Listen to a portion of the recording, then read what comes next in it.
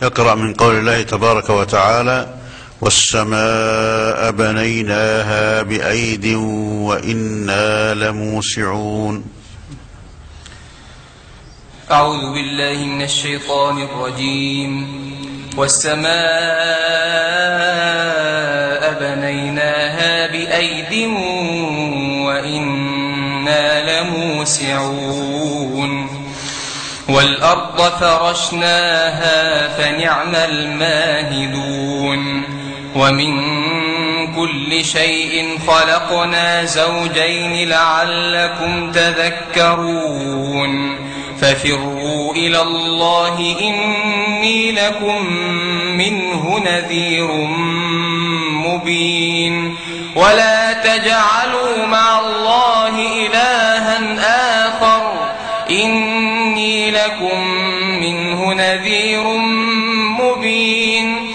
كذلك ما أتى الذين من قبلهم من رسول إلا قالوا ساحر أو مجنون أتواصوا به بل هم قوم طاغون. فتول عنهم فما أنت بملوم وذكر فإن الذكرى تنفع المؤمنين.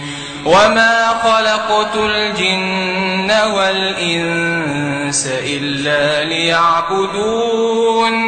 ما أريد منهم من رزق وما أريد أن يطعمون. إن الله هو الرزاق ذو القوة المتين.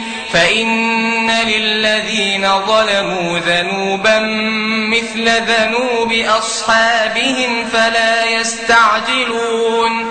فويل للذين كفروا من يومهم الذي يوعدون.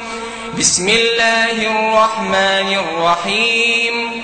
والطور وكتاب مسطور في رق منشور. والبيت المعمور والسقف المرفوع والبحر المسجور. إن عذاب ربك لواقع ما له من دافع. يوم تمور السماء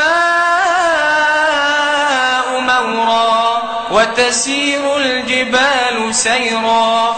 فويل يومئذ للمكذبين الذين هم في خوض يلعبون.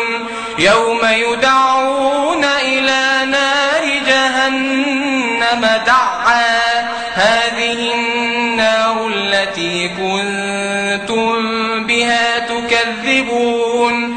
أفسحر هذا أم أنتم لا تبصرون. حسبك. بارك الله فيك.